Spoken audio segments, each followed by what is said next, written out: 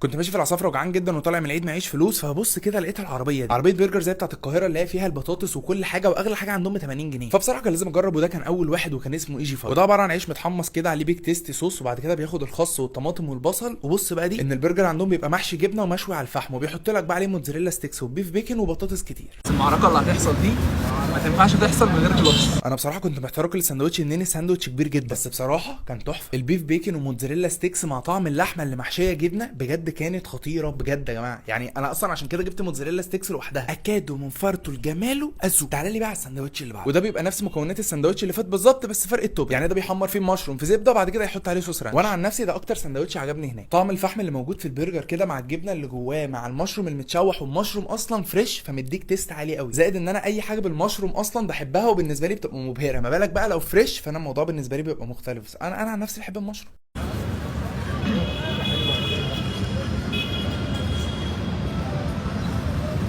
ده بقى اخر سندوتش جربته وكان اسمه دينجر بوب، وده برده نفس المكونات بس عليه اونيون رينجز وكارملايزد اونيون. وركز لي هنا شويتين، لو انت بتحب طعم البصل القوي قوي في الاكل فده هيبسطك، لو ما بتحبش البصل فلا، النصيحه ده ما تطلبوش خالص. مكان العربيه دي في العصافره جمال عبد الناصر قدام كرم الشام وبلبن. بس لسه مروح اهو، عايز اقول لكم رايي في التجربه دي بمنتهى الامانه. ركز لي قوي قوي قوي على حته امانه دي، وده اصلا السبب اللي بيخليني ان انا اعمل التعليق اللي في اخر الفيديو ده في البيت، وبعمل الفيديو فويس اوفر بحيث ان انا اقدر اتكلم براحتي بعيد عن صاحب المطعم او هكذا. خلينا اول حاجه نتكلم عن جوده اللحمه واللي كانت محترمه قوي قوي قوي، لكن كان عندي تعليق صغير عليها انها كانت حادقه.